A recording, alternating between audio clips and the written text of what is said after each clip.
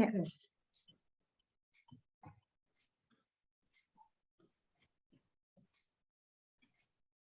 Selamat datang kepada para peserta webinar Pengabdian Masyarakat Fakultas Komunikasi Universitas Bina Sarana Informatika dan Museum Kehutanan Pusdatin KLHK.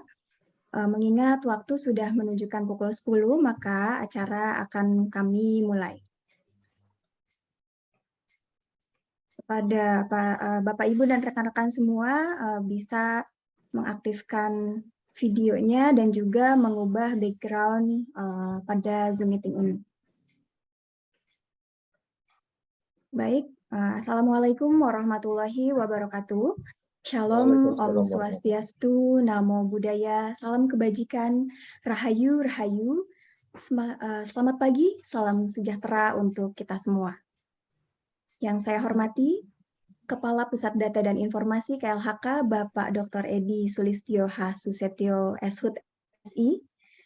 Yang saya hormati, Koordinator Unit Bidang Pengelolaan Data dan Informasi, Koordinator Kegiatan Museum dan Perpustakaan, Bapak Eri Prasojo Oktariawan SH. Yang saya hormati, Kepala Lembaga Penelitian dan Pengabdian Masyarakat Universitas Bina Sarana Informatika, Bapak Taufik Baidawi, MKOM, dan atau yang mewakili, Kepala Program Studi Ilmu Komunikasi Universitas Bina Sarana Informatika, Ibu Anisti, MSI, dan atau yang mewakili, Ketua Tim Dosen Kelompok Pengabdian Masyarakat Fakultas Komunikasi dan Bahasa Universitas Bina Sarana Informatika, Bapak Fauzi Syarif, SIKOM MM, dan Bapak Ibu dosen Universitas Bina Sarana Informatika, narasumber, teman-teman, panitia, serta para peserta webinar pengabdian masyarakat yang berbahagia. Selamat datang di webinar pengabdian masyarakat dengan tema pelatihan desain konten kreatif dan strategi sosial media marketing pada hari Sabtu, tanggal 29 Oktober 2022 yang akan berlangsung mulai pukul 10 sampai dengan pukul 12 siang. Perkenalkan, saya Siti Jahidah Vina Eshum, selaku Kurator Museum Kehutanan yang bertugas sebagai MC pada kegiatan hari ini. Webinar pengabdian masyarakat ini merupakan kerjasama Museum Kehutanan Insinyur Jamaluddin Suryo Hadikusumo, Pusdatin KLHK, bersama LPPM Universitas Bina Sarana Informatika. Webinar pengabdian masyarakat ini diadakan dalam rangka memperingati Hari Sumpah Pemuda 28 Oktober 2022 serta peringatan Hari Museum Indonesia yang jatuh pada 12 Oktober 2022 lalu. Webinar pengabdian masyarakat ini mengambil tema pelatihan desain konten kreatif dan strategi sosial media marketing yang akan menampilkan dua narasumber dari tim dosen Prodi Ilmu Komunikasi Universitas Bina Sarana Informatika Jakarta dengan format paparan dan diskusi yang akan dipandu oleh moderator. Selanjutnya, kami sampaikan susunan acara sebagai berikut. Pertama, doa bersama. Kedua, menyanyikan lagu Indonesia Raya. Ketiga, sambutan Kaprodi Ilmu Komunikasi Universitas Bina Sarana Informatika dan yang mewakili. Keempat, sambutan pimpinan Museum Kehutanan, yakni Kepala Pusat Data dan Informasi KLHK, yaitu Bapak Edi Sulistyo. Selanjutnya, pembacaan tata tertib dan pengenalan narasumber oleh moderator. Keenam, paparan narasumber pertama oleh Bapak Edi Kusnadi MM, MIKOM. Ketujuh, paparan narasumber kedua, yaitu Bapak Murtiadi, MIKOM. Selanjutnya, diskusi dan tanya jawab yang dipandu oleh moderator. Dan terakhir, pengumuman dan sesi foto bersama. Demikian susunan acara kegiatan pada hari ini disampaikan. Sebelum acara dimulai, Bapak Ibu, mari kita sejenak menundukkan kepala dan berdoa bersama memohon kepada Tuhan Yang Maha Esa agar kegiatan ini diberkahi dan berjalan sampai selesai. Berdoa menurut agama dan kepercayaan masing-masing dimulai.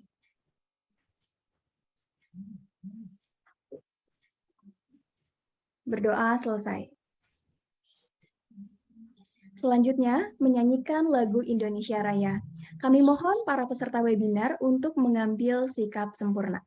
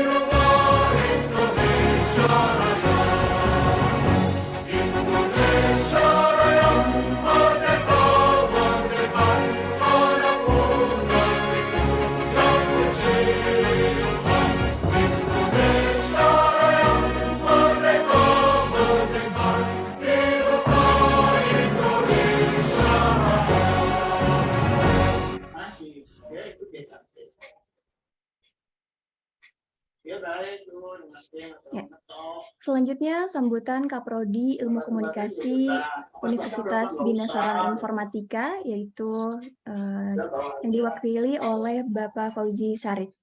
Kepadanya waktu dan tempat kami persilakan.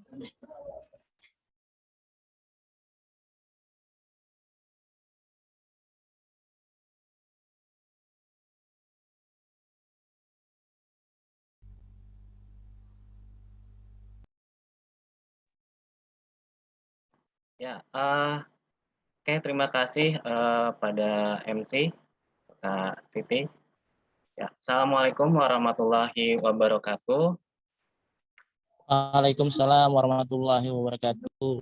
Warahmatullahi wabarakatuh. Salam sejahtera bagi kita semua.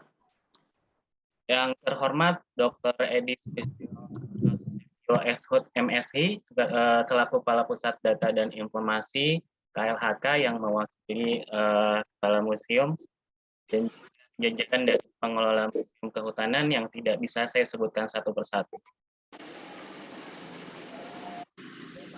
Yang sudah hadir pada hari ini. Dalam kesempatan kali ini saya mengucapkan banyak-banyak terima kasih kepada pihak Museum Kehutanan yang sudah memberikan tempat, waktu ya untuk kami selaku dosen dari Fakultas Komunikasi dan Bahasa Universitas Bina Sarana Informatika untuk melaksanakan pengabdian masyarakat, di mana pengabdian masyarakat ini merupakan salah satu dari tridharma perguruan tinggi yang selalu kami laksanakan di tiap semesternya, gitu ya.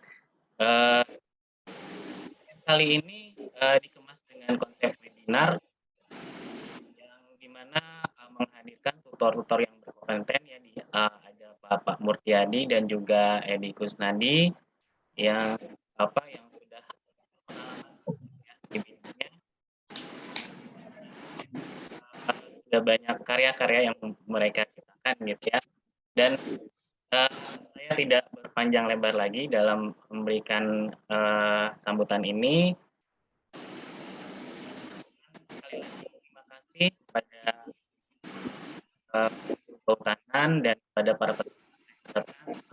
Semoga ilmu yang disampaikan oleh dua narasumber nanti bisa bermanfaat untuk para peserta. Baik, assalamualaikum warahmatullahi wabarakatuh. Waalaikumsalam warahmatullahi wabarakatuh. Terima kasih Pak Fauzi Syarif atas sambutannya.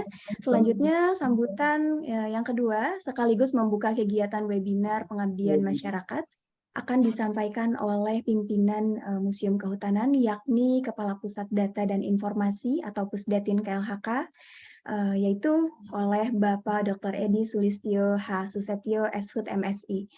Kepada Bapak, waktu dan tempat dipersilakan. Baik, terima kasih Mbak Siti. Kedengaran suara saya? Kedengaran Pak, Dengar, kedengaran jelas. Loud and clear, Pak. Bismillahirrahmanirrahim. Assalamualaikum warahmatullahi wabarakatuh.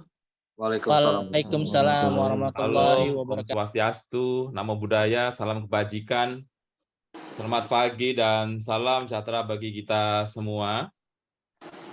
Yang saya hormati Kepala Lembaga Penelitian dan Pengabdian Masyarakat LPPM Universitas Bina Sarana Informatika, Bapak Taufik Baidowi MKOM atau yang mewakili. Yang saya hormati Kepala Program Studi Ilmu Komunikasi Ibu Anisti MSc atau yang mewakili.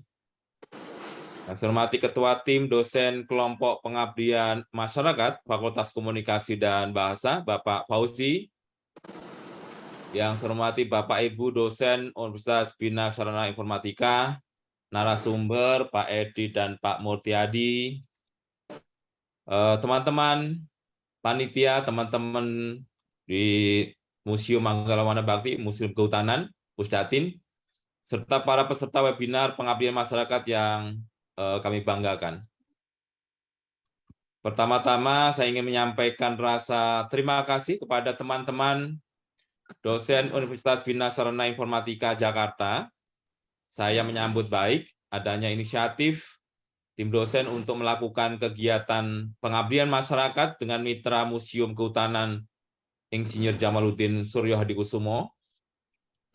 Hal ini merupakan sebuah kerjasama yang baik, yang dapat diwujudkan, kerja kolaboratif yang baik, karena Museum Kehutanan merupakan museum tematik yang unik dan satu-satunya di Jakarta yang menginformasikan perjalanan sejarah bangsa di bidang kehutanan dari masa ke masa.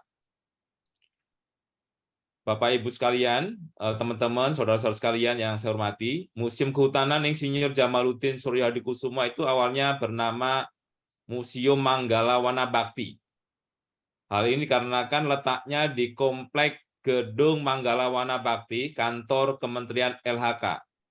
Nah, museum ini diresmikan pada tanggal 24 Agustus tahun 1983 oleh Bapak Presiden Republik Indonesia yang kedua, yaitu Bapak Soeharto. Nah, kemudian pada tahun 2012, pengelolaan museum ini dialihkan dari yayasan ke Kementerian Kehutanan, sehingga berganti nama menjadi Museum Kehutanan.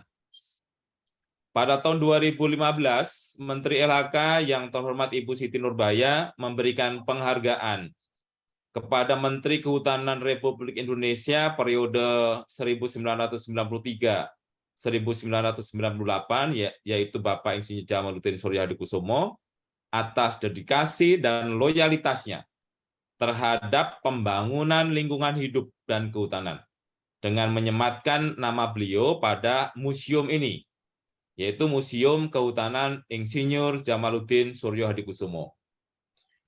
Kemudian, Bapak Ibu, Museum Kehutanan ini mempunyai visi untuk menjadi sumber dokumentasi dan informasi di bidang lingkungan hidup dan kehutanan. Selain itu juga mempunyai misi untuk mengedukasi masyarakat melalui program publik. Nah, untuk itu Museum Kehutanan mengkoleksi benda-benda bersejarah serta berunsur ilmu pengetahuan di bidang kehutanan yang dapat dinikmati oleh Bapak Ibu semua. Nah, mulai dari sejarah kehutanan, peralatan kehutanan, moda transportasi di hutan mulai zaman dulu sampai sekarang, ya ada rel di sana, kemudian 5 diorama jenis-jenis hutan, serta 6 diorama taman nasional unggulan dan favorit wisatawan di Indonesia, termasuk Taman Nasional Komodo.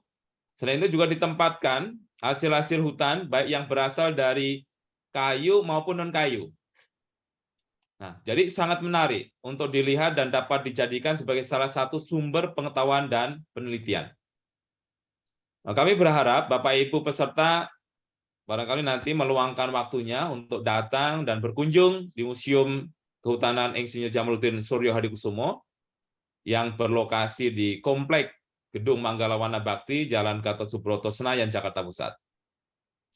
Nah, adapun terkait dengan program publik, selain pameran, seminar atau webinar seperti saat ini adalah salah satu program publik yang dapat dimanfaatkan untuk mengedukasi masyarakat, utamanya terkait isu-isu terkini, agar pengetahuan kita semua bertambah, terlebih di masa pandemi. Ya. Nah, kemudian menurut PP nomor 66 tahun 2015, museum mempunyai fungsi sebagai tempat pengkajian, edukasi, dan kesenangan atau rekreasi. Di masa pandemi, museum mengalami dampak yang signifikan karena harus ditutup, sehingga tingkat kunjungan menurun dibanding tahun-tahun sebelum adanya pandemi. Nah, para insan pengelola museum itu dituntut untuk lebih berpikir kreatif dan beradaptasi di masa pandemi. Sebagaimana kita ketahui, bahkan kita semua, para pelajar, pekerja, dan kita semua ini beradaptasi dengan melakukan aktivitas lebih banyak dari rumah, yang dulu terkenal dengan work from home, ya. Kalau sekalian ya, teman-teman pasti sudah familiar dengan istilah ini. Kemudian Museum Kehutanan sama, Manggala Wana Bakti ini, atau Museum Kehutanan Insinyur Jamaluddin Surya Hadikusumo, itu untuk dituntut beradaptasi agar kinerja dan pelayanan publik tetap berjalan dengan baik. Beberapa pelayanan saat pandemi dialihkan dari kunjungan yang semula tatap muka menjadi kunjungan secara virtual. Kemudian informasi koleksi yang semula disampaikan oleh pemandu kami di museum itu dipaparkan dalam bentuk infografis dan juga video di media sosial seperti Instagram, YouTube, dan Facebook.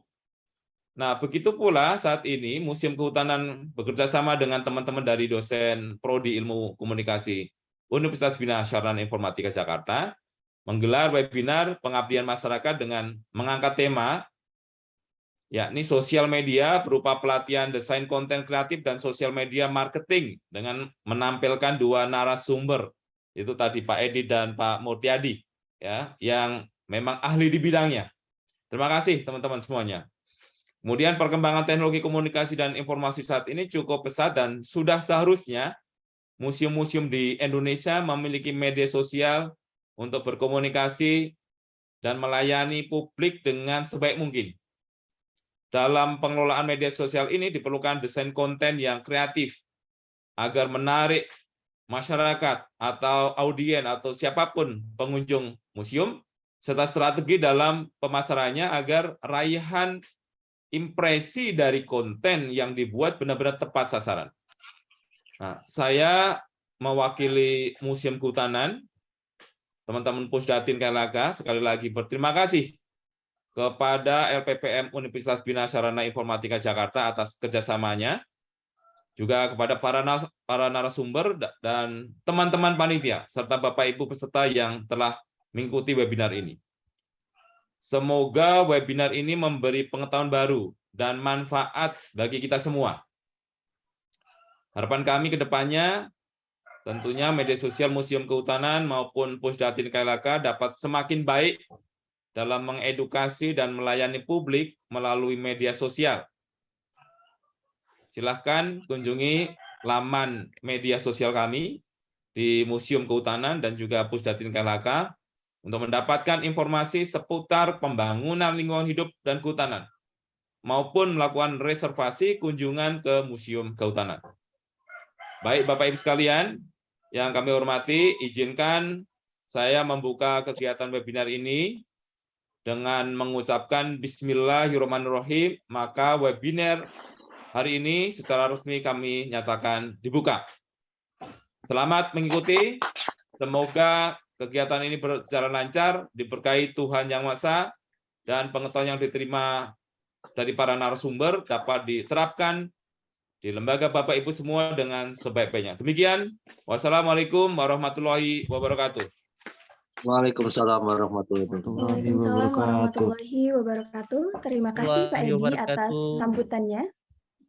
Para peserta webinar yang berbahagia, sebelum diskusi ini dimulai, kami sampaikan bahwa Bapak, Ibu, dan rekan-rekan mahasiswa dan rekan-rekan lainnya dipersilakan untuk nanti mengisi link presensi dan survei layanan dari Pusdatin dengan nama lengkap yang jelas untuk kepentingan e-sertifikat. Nanti link tersebut akan dikirim di kolom chat.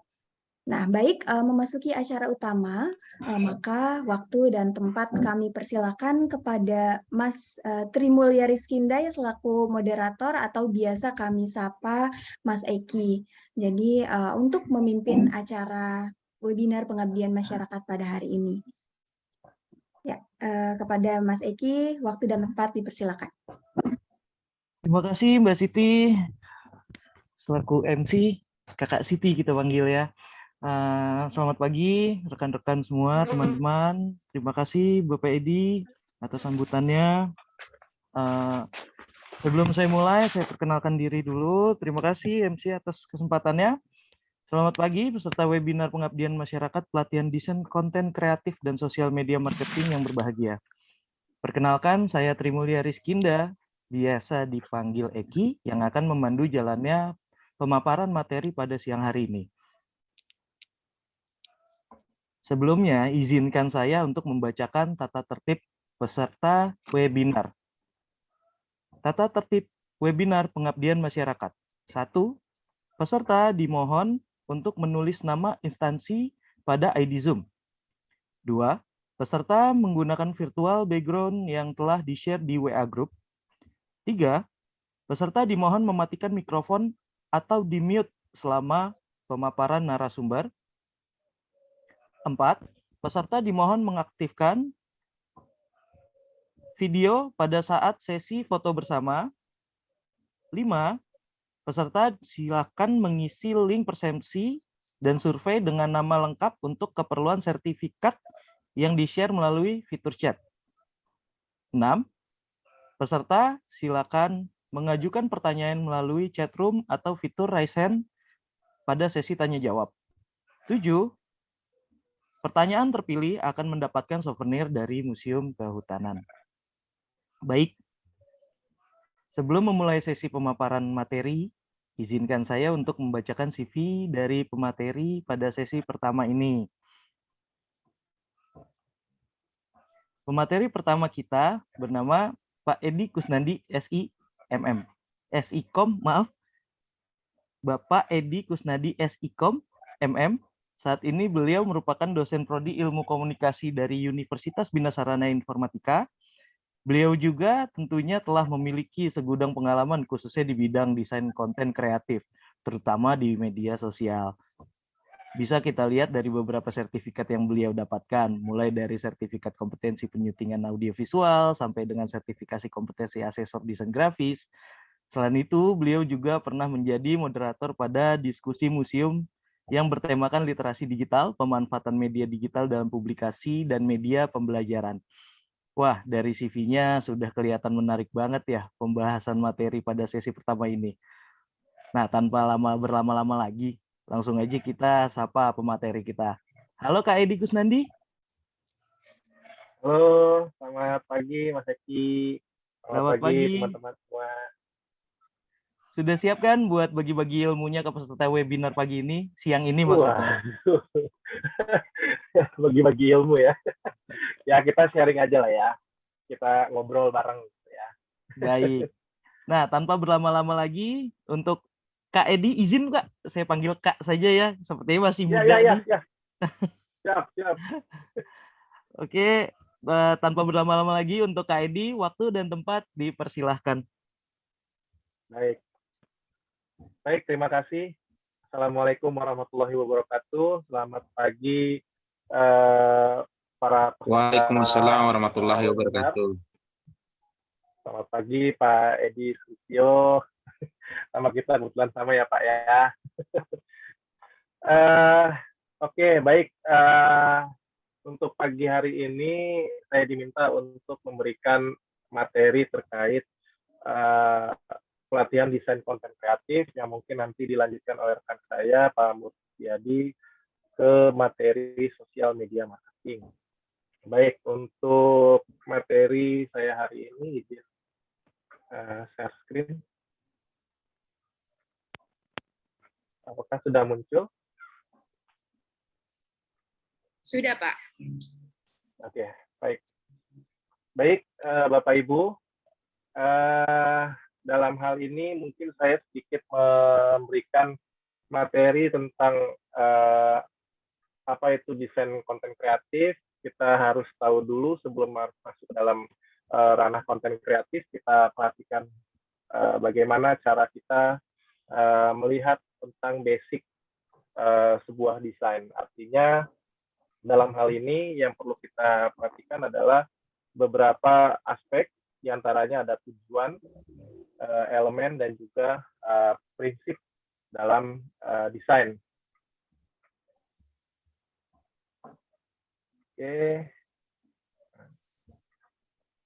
Oke, baik. Yang pertama kita masuk ke dalam tujuan atau desain objektif, di mana dalam tujuan ini ada 4 aspek yang harus kita perhatikan. Yang pertama adalah readability atau tingkat keterbacaan yang jelas, kemudian struktur, lalu simple, ya. Jadi objektif desain atau tujuan desain itu ya harus simple juga, dan yang terakhir adalah memorable. Oke, yang pertama readability atau keterbacaan. Dalam hal ini sebuah desain itu harus bisa menyampaikan informasi yang jelas serta memiliki prinsip dan elemen desain yang dapat memastikan sebuah informasi tersebut dapat disampaikan disampaikan dengan baik. Jadi poinnya itu adalah bagaimana cara kita menyampaikan sebuah informasi terhadap pembaca atau yang melihat informasi tersebut secara jelas dan juga memiliki tingkat keterbacaan yang baik gitu ya. Nah, sebagai contoh di sini ada dua kasus di mana masing-masing desain ini memiliki konsep yang sama, hanya secara penggunaan tulisan atau jenis teksnya itu berbeda satu sama lain, di mana yang pertama itu memiliki jenis teks atau pemilihan tipografi yang cenderung rumit, sulit dibaca, sedangkan yang satunya lagi lebih jelas dan mudah untuk kita pahami gitu ya. Walaupun secara pesan yang disampaikan sama, namun perbedaan pemilihan jenis font di sini ya, jenis fontnya ini berbeda. Ya akhirnya pada saat kita melihat informasi tersebut harus harus teliti, harus jelas, dan mungkin penerimaannya atau tingkat keterbacaannya kurang baik. Berikutnya adalah dari sisi warna. Ya. Jadi sudah bagus pemilihan fontnya gitu ya, terbaca dengan baik. Hanya pemilihan warna yang digunakan dalam membuat desain informasi tersebut dirasa kurang kontras, walaupun tingkat pembacaannya jelas, tapi ketika warnanya sulit untuk dilihat, maka informasi yang didapat juga akan kurang baik gitu ya, atau terlihat tidak jelas gitu ya. Itu dari sisi readability. Lalu berikutnya adalah poin kedua adalah dari struktur. Jadi dalam konteks ini tujuan sebuah desain itu harus bisa mengatur arus informasinya sehingga komunikasi dapat tersampaikan secara efektif. Maksudnya gimana? Artinya dalam sebuah desain itu kita harus bisa melihat poin-poin mana yang ingin disampaikan dengan peletakan atau struktur desain yang jelas gitu ya. Artinya ketika kita ingin menyampaikan sebuah informasi yang penting akan ditaruh di bagian atas dengan penggunaan teks yang jelas, kemudian warna yang jelas, kemudian penempatan layoutnya juga harus tepat gitu ya, sesuai dengan budaya baca kita ya. Budaya baca kita kan dari kiri ke kanan gitu ya. Jadi harus lihat juga layoutnya seperti apa, bentuknya kayak gimana. Nah itu harus disesuaikan supaya nanti komunikasi yang disampaikan itu bisa lebih efektif gitu ya. Jadi tidak ngacak gitu ya. Berikutnya ada poin yang ketiga adalah simple, di mana sebuah desain bisa tampil secara simple, efisien, sehingga fokus audiens itu bisa langsung menyerap informasi yang kita sampaikan. Artinya di sini sebuah desain itu langsung tepat pada informasi yang ingin disampaikan, poin gitu ya. Jadi jangan menggunakan aspek-aspek lain atau elemen atau objek yang memang tidak diperlukan atau tidak mendukung informasi yang kita buat, sehingga fokus audiens itu akan terbagi gitu ya terhadap satu objek atau elemen yang memang bukan yang menjadi utamanya. Artinya kita bisa harus menempatkan mana informasi yang memang penting dengan penegasan warna, dengan penegasan teks yang digunakan, bahkan mungkin ada gaya bahasa juga yang bisa memancing atau membuat audiens itu bisa fokus dan lebih memperhatikan atau bisa menyerap informasi yang kita sampaikan. Yang terakhir adalah memorable, di mana dalam konteks ini sebuah desain mampu untuk merecall informasi yang telah diserap oleh audiens atau konsumen gitu ya. Artinya ketika melihat sebuah desain, orang akan identik gitu ya. Oh ini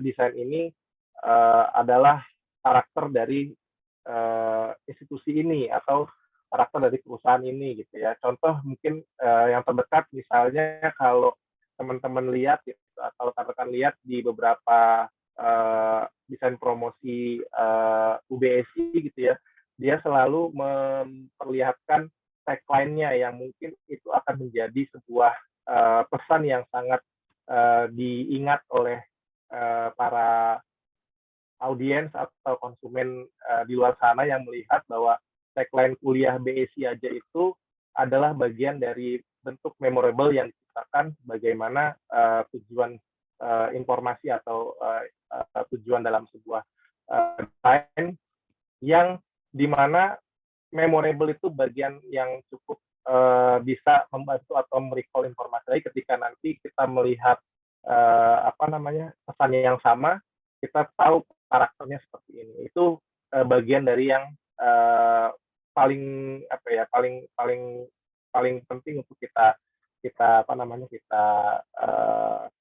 buat gitu ya dalam sebuah desain atau tujuan desain. Oke. Kemudian kita masuk ke dalam desain elemen ya. Desain elemen di sini ada beberapa poin juga yang perlu atau penting kita perhatikan, di mana yang pertama adalah tipografi, lalu berikutnya ada image ya, shape atau bentuk gitu ya, lalu kemudian space atau ruang.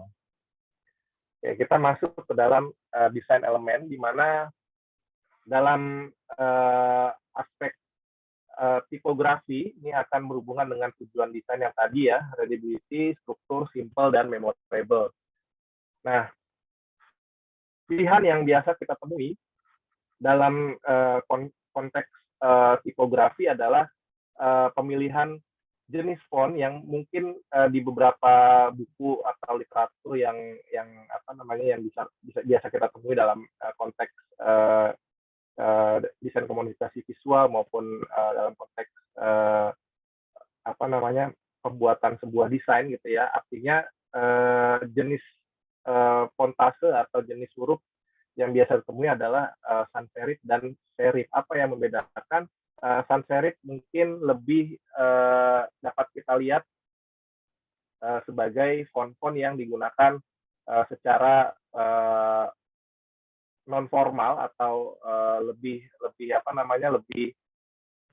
clean gitu ya, lebih casual, lebih friendly gitu ya. Sedangkan serif biasa kita gunakan untuk karakter-karakter yang mungkin menampilkan atau memperlihatkan tentang sebuah elegan, matang ya. Mungkin bisa dilihat dari beberapa contoh logo gitu ya, yang biasa kita lihat atau kita temui, bahwa logo brand yang sudah matang biasanya menggunakan jenis font yang menggunakan konteks serif gitu ya.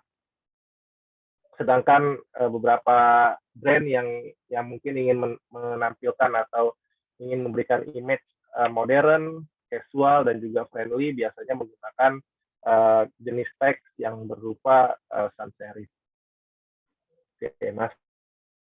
Poin berikutnya adalah desain elemen, di mana image di sini menentukan apa sih fungsi yang harus kita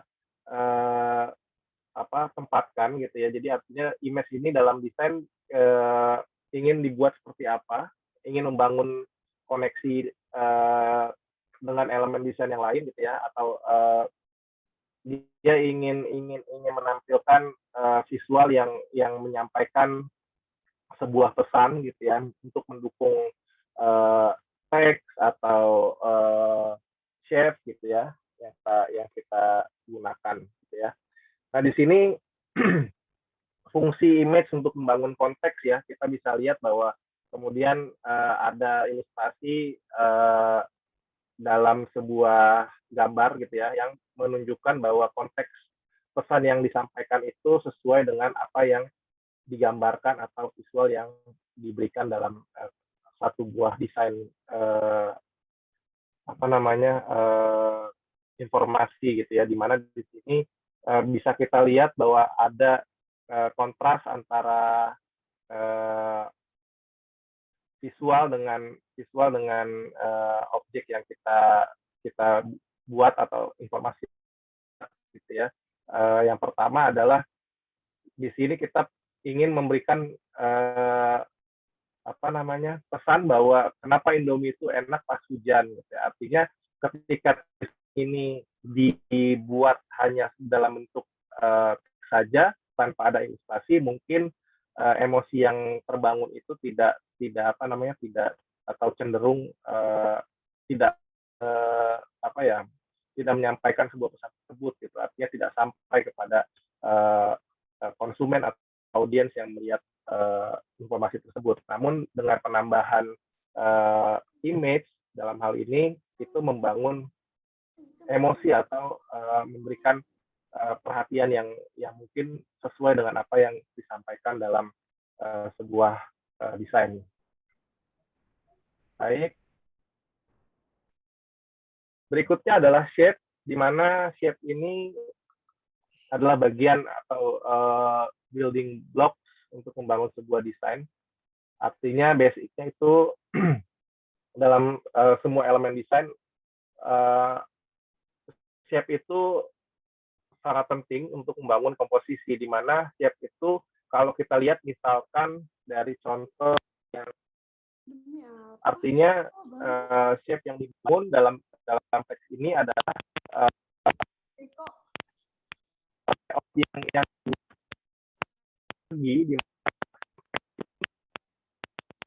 biasanya masing-masing memiliki garis organik atau abstrak yang bentuk shape dalam sebuah desain yang berbentuk persegi ini mungkin secara arti gitu ya, kita bisa lihat bahwa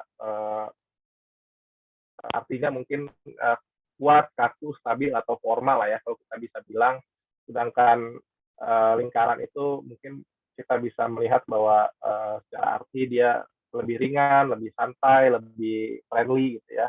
Kemudian kalau triangle atau segitiga ini kita bisa melihat bahwa informasi tersebut mungkin ingin memunculkan ketajaman, keseimbangan atau sebuah pesan yang mungkin bersifat aturan atau sebagai fondasi dalam sebuah struktur misalnya. Nah, biasanya penggambarannya kurang lebih seperti itu dalam shape gitu ya.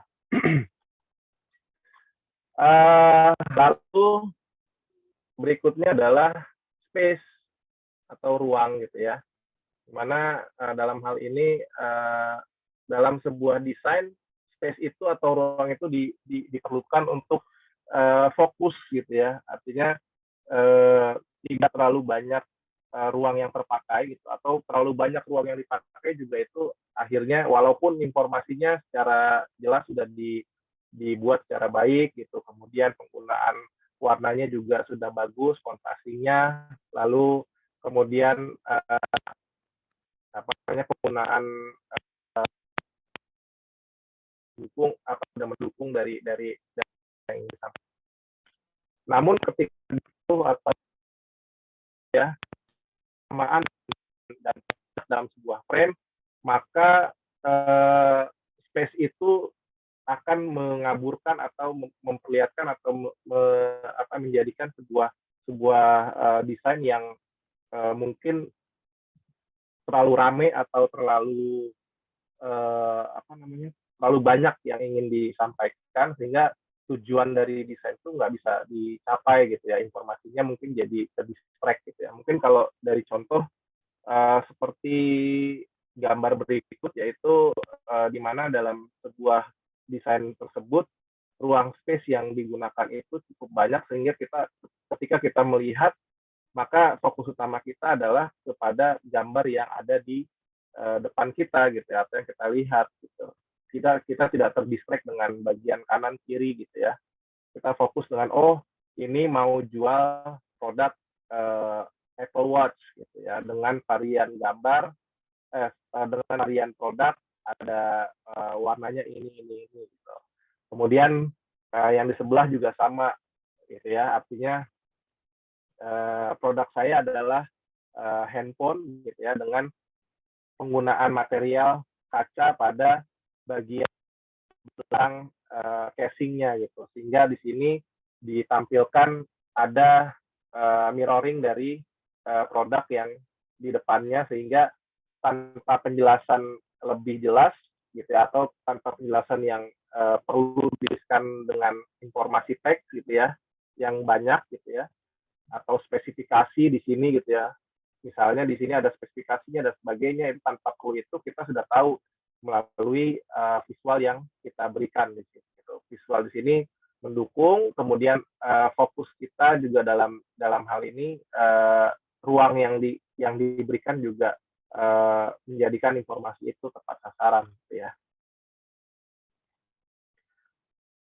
Nah, yang terakhir setelah kita mengetahui tujuan yang adalah prinsip sebuah desain yang bisa nanti ditambahkan kita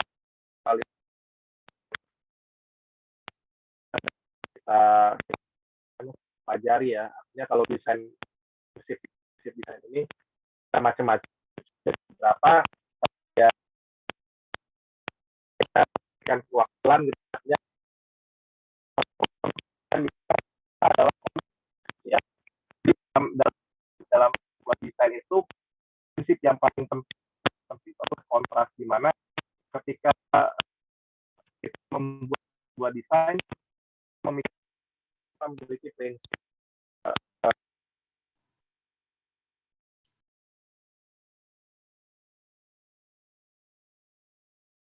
Halo Pak Edi, suaranya tidak terdengar Pak. Izin Pak Edi, bermasalah dengan mikrofon. Kak Edi Kusnadi, mikrofonnya bermasalah Kak.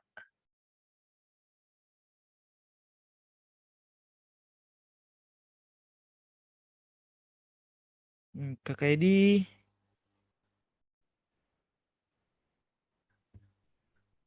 Halo Kakak Edi, bisa mendengar? Kak Edi Kusnadi.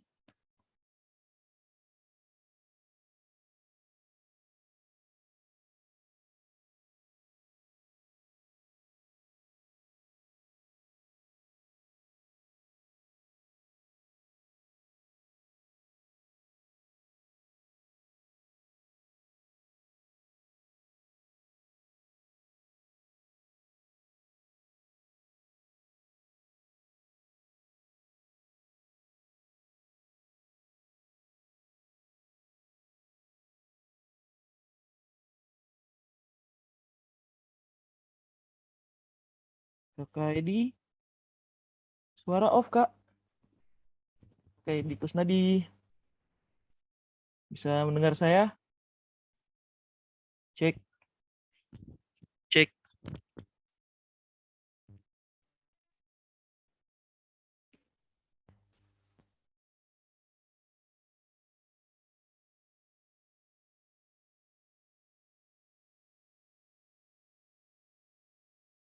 Cek.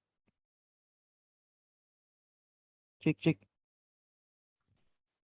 Kakak Edi, apa bisa dengar?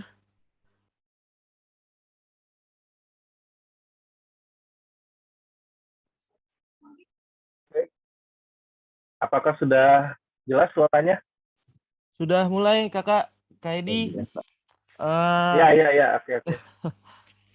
Sempat satu slide Kak, teman-teman tidak mendengarkan pemaparannya Kak Edi, jadi oke. mundur satu slide. Oke, sip. Ini udah aman. Baik. Ya? Siap, sudah aman. Oke, ya teman-teman. Ya. Dilanjut kembali Kakak Edi. Ya, terima kasih Mas Eki. Oke, baik. Masuk ke dalam materi atau poin berikutnya, di mana di sini saya akan membahas tentang prinsip desain, yang di mana setelah kita mengenal tujuannya, kemudian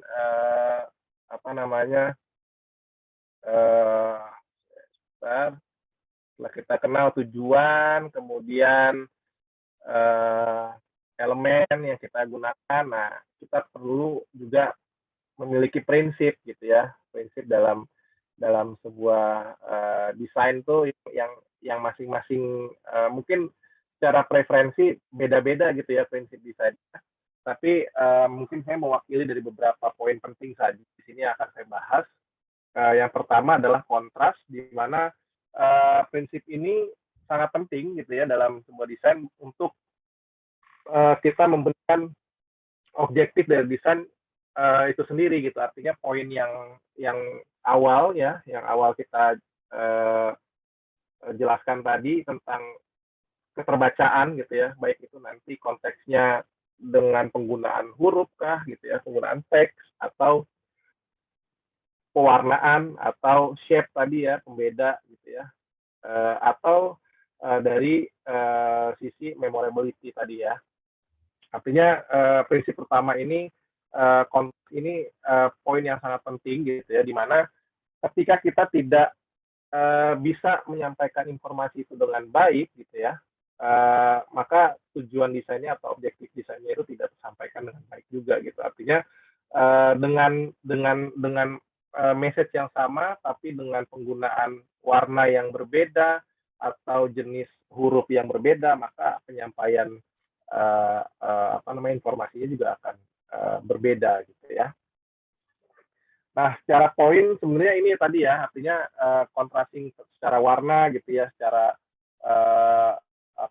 poinnya adalah ketika kita menggunakan background yang terang, maka yang kita gunakan sebagai informasi yang utamanya itu kita harus menggunakan warna yang lebih gelap. Ini prinsip ini aja sih, prinsip dasarnya gitu ya. Artinya ketika background-nya terang, headline-nya harus digelapin atau sebaliknya gitu ya, supaya nanti tidak memunculkan tadi gitu ya, apa sih yang pengen disampaikan nggak kelihatan atau nggak terbaca nih gitu. Nah itu kan sebenarnya dari segi tujuan aja nggak tercapai gitu ya dalam sebuah desain. Makanya kita harus perlu memiliki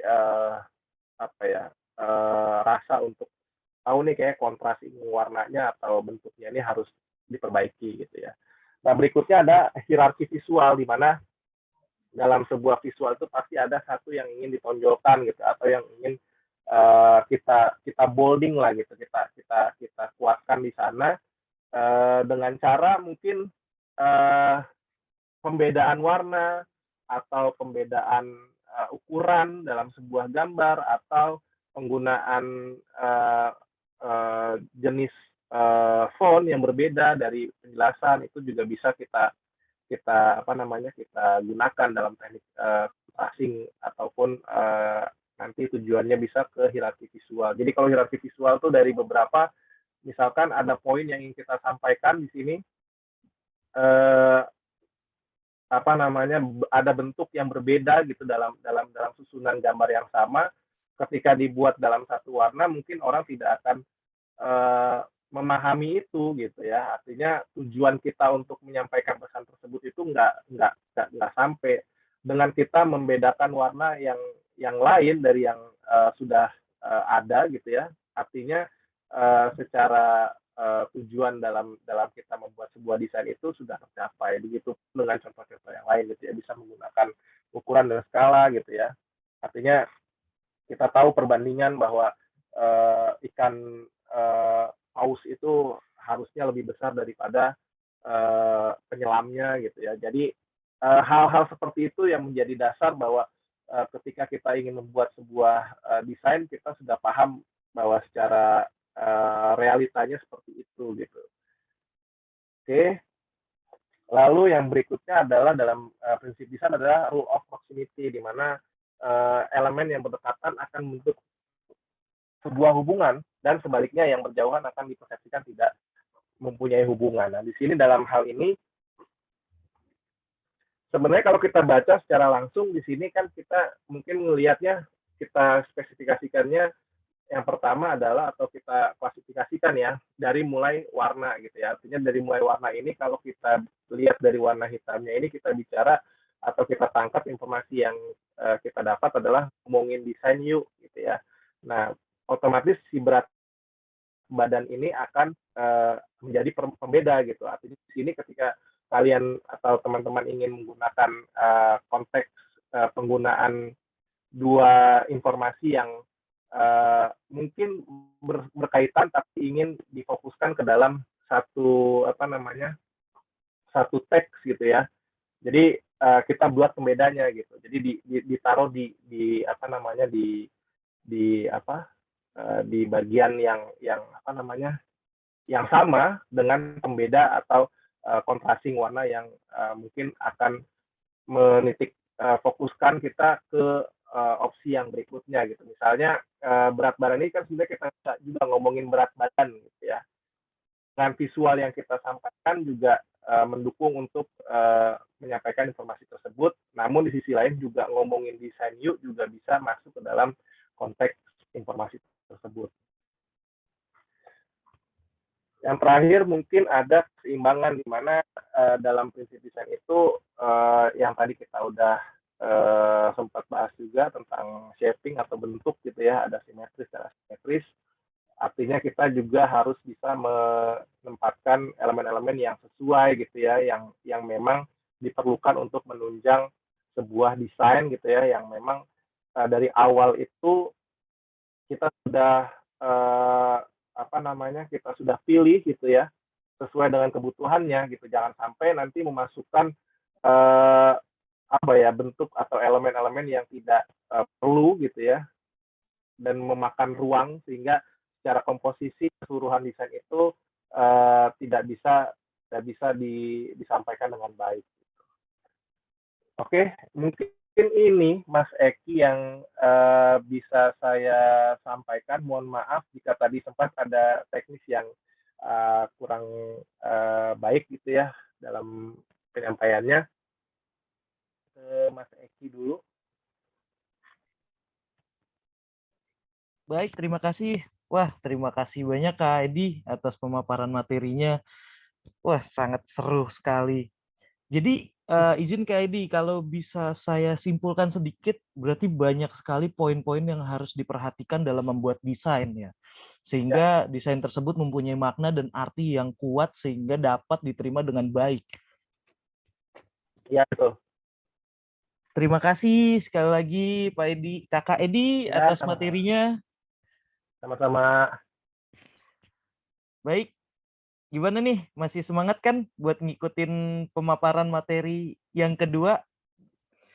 Masih Kakak Eki. Ya, tapi sebelumnya saya izin mengingatkan kembali bagi peserta webinar untuk dapat mengisi link presensi serta survei yang ada di kolom chat. Jangan sampai tidak mengisi link presensi serta survei ya, karena nanti data tersebut akan digunakan untuk keperluan sertifikat yang akan dibagikan. Tanpa berlama-lama lagi, mari kita mulai sesi pemaparan materi yang kedua ini. Namun, sebelum memulai, izinkan saya untuk kembali membacakan CV dari pemateri yang kedua ini. Pemateri kedua kita kali ini bernama Pak Murtiadi M.Ikom. Saat ini beliau merupakan dosen Prodi Ilmu Komunikasi Universitas Bina Sarana Informatika dan juga merupakan Marketing Communication Manager dari Hartika Advertising. Beliau juga memiliki banyak sekali pengalaman di bidangnya, seperti pernah bekerja sebagai Assistant Public Relation Manager di Dai TV dan profesi lainnya, sehingga saat ini menjadi dosen dan juga Marketing Communication Manager. Selain itu, beliau juga seringkali menjadi pembicara pada berbagai kegiatan yang telah diselenggarakan sebelumnya. Oh ya, selain segudang pengalaman yang telah saya sebutkan sebelumnya, izin Kak, saya panggil Kak Murtiadi. Kak Murtiadi juga merupakan... Kak aja, Pak.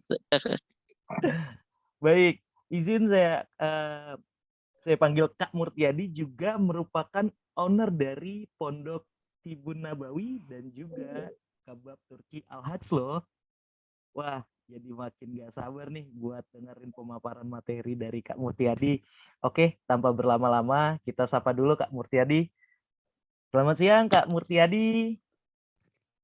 Yang Udah Mas Tri ya? Mas Tri atau Deki nih? Mas Eki bisa Mas Eki. ah, Oke. udah siap kan buat bagi-bagi ilmunya ke peserta webinar siang ini?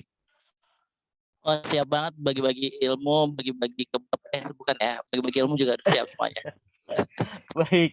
Nah, tanpa berlama-lama lagi untuk Kak Murtiadi, waktu dan tempat disilahkan. Oke, ini materi dari saya atau gimana?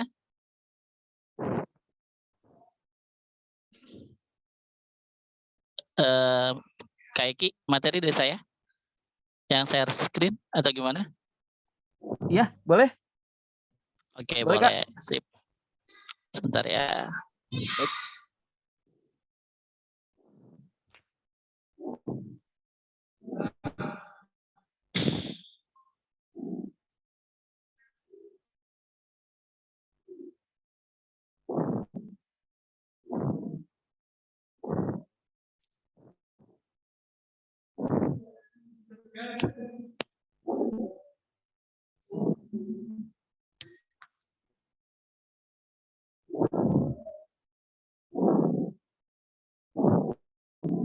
Sudah kelihatan dengan jelas materinya? Sangat jelas, Kak Murtiadi. Oke. Bismillahirrahmanirrahim. Assalamualaikum warahmatullahi wabarakatuh. Semangat pagi semuanya. Waalaikumsalam warahmatullahi wabarakatuh. Selamat pagi, Kak. Semangat pagi semuanya. Kayaknya belum ada yang nyaut. Semangat pagi. Oke. Pagi. Alhamdulillah. Alhamdulillah, kita bakar dulu ya. Kenapa bakar semangatnya? Karena saya ke bagian yang kedua, kita harus terus semangat di Sabtu pagi yang produktif ini. Ya, selamat siang. Tapi semangat harus tetap masih seperti kayak pagi hari, bukan begitu, teman-teman semuanya? Baik, yang terhormat Pak Kapus Datin dan juga para panitia dan Bapak Ibu dosen Universitas Bina Sarana Informatika, yang saya hormati juga semuanya, dan yang saya cintai para peserta webinar di Sabtu pagi ini ya. Perkenankan izin saya ingin memberikan sebuah sharing terkait dengan sosial media marketing. Nah, kira-kira apa sih yang akan saya sampaikan? Tentunya yang pasti terkait dengan sosial media marketing. Social media marketing, all about social media. Di sini kita akan berbicara bagaimana kita bisa lebih produktif, lebih efektif dalam penggunaan sosial media, nggak cuma hanya sebagai bahan narsisme, tapi kita juga bisa membuat sosial media itu menjadi sebuah yang bisa menghasilkan cuan tentunya, dan juga bahkan bisa memasarkan sebuah produk maupun jasa kita nantinya di pekerjaan maupun di Kementerian Lingkungan Kehutanan dan Lingkungan Hidup ini. Yuk, yang pertama nih, saya pengen kasih tahu, kira-kira dari para peserta dan Bapak Ibu semuanya nih ya, open juga nggak apa-apa, silakan. Mana media sosial yang paling kita sering gunakan setiap harinya? Ayo, yang mana nih? Ada YouTube, ada WhatsApp, ada Facebook, ada Instagram, ada Line, ada Twitter. Yang Ada mana? TikTok. TikTok ya. Memang di sini nggak saya masukkan karena TikTok merupakan sebuah sosial media yang baru ya. Ini kan adalah sosial media yang dedempatnya lah ya. Ada YouTube, ada WhatsApp, ada Facebook, ada Instagram, Line, dan Twitter. Kira-kira mana nih yang paling sering digunakan sama teman-teman semuanya? WhatsApp. Bahkan sudah menjadi sebuah WhatsApp ya. Kenapa? Karena WhatsApp kemarin itu sempat down ya, sempat error ya WhatsApp ya. WhatsApp itu sempat error. Dan juga ada juga tambahan lain, ada yang namanya Google Space. Google Space itu mirip dengan WhatsApp gitu. Saat kemarin sempat ada WhatsApp down, kita tuh kalau misalnya menggunakan Google Space itu bisa tetap aktif berkomunikasi. Nah, di sini YouTube juga sama. Kita bisa eksistensi diri, misalnya dengan membuat sebuah konten-konten yang berbentuk channel, dan ada cuan juga buat kita buat menghasilkan cuan di YouTube. Utamanya kita harus punya yang namanya YouTube channel. WhatsApp kita sering juga sama, kita bisa gunakan dengan WhatsApp bisnis. Tentunya WhatsApp bisnis pun juga bisa kita gunakan beriklan, marketing, dan segala macamnya di situ. Facebook apalagi ya kan. ini merupakan juga sebuah sosial media yang luar biasa dalam hal mempromosikan, memasarkan produk maupun jasa kita. Instagram tentunya apalagi kalian bisa menjadi atau seorang selebgram tentunya ya kan di dalam sosial media platform Instagram ini, Line dan juga Twitter. Ya, dan tadi sempat ada yang nyebut bahwasanya TikTok pun juga sama gitu. TikTok pun juga merupakan sebuah platform sosial media yang sekarang lagi happening ya. Bahkan kita yang tadinya ya mohon maaf yang biasa kita biasa aja jadi luar biasa cantik dan ganteng gitu dengan TikTok ya kan. Bahkan ada konten-konten yang kreatif lainnya yang bisa kita buat di sosial media platform TikTok itu sendiri. Nah, balik lagi nih. Kemarin kita ada COVID-19. Siapa yang di sini yang jadi veteran atau lulusan dari penyintas COVID? Termasuk saya juga. Saya ada penyintas COVID yang pertama ya. Hikmah dari itu semua adanya tantangan, peluang dan profesional. Tantangan di mana kita harus lebih tetap berproduktif di tengah pandemi COVID. Peluang kita bisa bekerja WFH ya, work from home, belajar dari rumah, bahkan kita juga bisa sembari membuat konten kreatif buat sosial media nantinya. Profesional, lebih profesional kitanya, menjadi lebih profesional dalam memanfaatkan waktu yang sedemikian.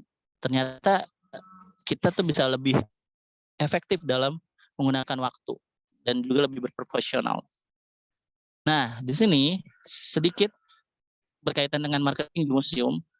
Ternyata ada yang konvensional dan juga menggunakan media sosial. Konvensional dengan menggunakan leaflet, brosur, dan segala macamnya. Dengan digital tentunya ada kanal-kanal sosial media yang digunakan di Museum Kementerian Kehutanan Lingkungan Hidup. Ya. Nah, kira-kira di sini teman-teman sobat museum tahu nggak sih sosial media dari Museum Kehutanan sudah diverifikasi atau belum? Supaya jadi bahan masukan juga nih buat staf-staf di Museum Kehutanan. Ada yang tahu kira-kira sosial media terutama di Instagram, Twitter itu sudah terverifikasi atau belum? Ayo dicek dulu, kan gampang dengan mudah kan. Dengan sekali cek melalui gadget kita bisa mengetahui oh ternyata sosial medianya di Museum Kehutanan sudah diverifikasi. Nah, gitu. Kalau belum ya nanti bisa berkoordinasi atau berkomunikasi dan konsultasi juga dengan saya juga nggak apa-apa. Oke. Nah, di sini kita harus pahami definisi dari marketing itu apa sih? Marketing itu sendiri adalah upaya memberitahukan dengan cara memasarkan sebuah produk atau jasa dengan tujuan menarik calon konsumen, meningkatkan kesadaran terhadap suatu produk atau merek sehingga menciptakan sebuah loyalitas merek. Loyalitas terhadap para customer pengunjung museum untuk bisa terus mengunjungi Museum Kehutanan. Akhirnya dari situ akan tercipta yang disebut dengan word of mouth. Orang akan bercerita tentang Museum Kehutanan tuh gak cuma hanya berkaitan dengan isinya tentang hutan aja, enggak. Tapi di situ ada yang suatu yang unik yang tadi disebutkan oleh Pak Kapus, bahwasanya Museum Kehutanan itu adalah museum yang unik gitu. Unik kenapa? Di situ ada benda-benda bersejarahnya juga, ada yang benda-benda yang kekinian juga ada, semuanya yang berkaitan dengan kehutanan. Bahkan di luar itu juga ada gitu. Siapa di sini teman-teman ada yang sudah pernah mengunjungi Museum Kehutanan? Kalau saya alhamdulillah sudah. Bahkan saya sudah punya dokumentasi foto dengan para penghuni di Museum Kehutanan ya. Nah, berikutnya ada sebuah platform yaitu media sosial sesuai dengan revolusi industri 4.0 dan juga Inpres Presiden, Instruksi Presiden nomor 5 tahun 2019 tentang keterbukaan informasi publik, yang dimana dengan gampangnya kita mendapatkan sebuah informasi melalui kanal platform media sosial. Apa sih media sosial? Tentunya media sosial yang digunakan satu sama lain di mana para penggunanya bisa dengan mudah berpartisipasi. Kita bisa chatan, kita bisa DM, bisa ya itu tadi kita bisa memasarkan sebuah produk, bisa mempromosikan, mempublikasikan yang melalui konten-konten yang sudah dibuat tadi sama yang dikasih informasi oleh Pak Edi ya kan. Ya, berinteraksi dan tanpa ada ruang dan waktu, batasan ruang dan waktu. Dimanapun sekarang kalian ke McD, kalian ke kecamatan sekalipun, kantor kecamatan atau kantor kelurahan, itu semua sudah pakai WiFi, sudah ada internetnya. Jadi kalian cukup dengan gadget ataupun dengan laptop, kalian bisa berkomunikasi, kalian bisa mengekspresikan, kalian bisa membuat konten yang sudah diajarkan tadi sama Pak Edi, bisa membuat itu semua dan bisa langsung upload di sosial media dan bisa memasarkan produk ataupun jasa kalian. Nah, di sini kita lihat ada perangkat pendukung dan juga ide. Makanya jadilah tuh marketing di media sosial. Perangkat pendukungnya banyak kita bisa gunakan. Sekarang zaman now, pasti kalian semua udah punya gadget, handphone minimal. Itu kalian bisa gitu akses semuanya. Ide kalian tuangkan dalam bentuk sebuah konten tadi sudah diajarkan menggunakan sebuah software ataupun perangkat yang di internet, yaitu dengan menggunakan Canva. Itu sangat mudah, nggak perlu berbulan-bulan, nggak perlu bertahun-tahun untuk menjadi seorang yang mahir di bidang konten kreatif di marketing sosial media. Kalian cukup hanya cuma 6 bulan ataupun sejam, bahkan sejam 2 jam, kalian sudah bisa mahir membuat sebuah konten di platform software dari Canva itu sendiri. Nah, kita balik lagi nih, berbicara tentang About Indonesia. Di Januari 2021, ternyata di Indonesia penggunaan dari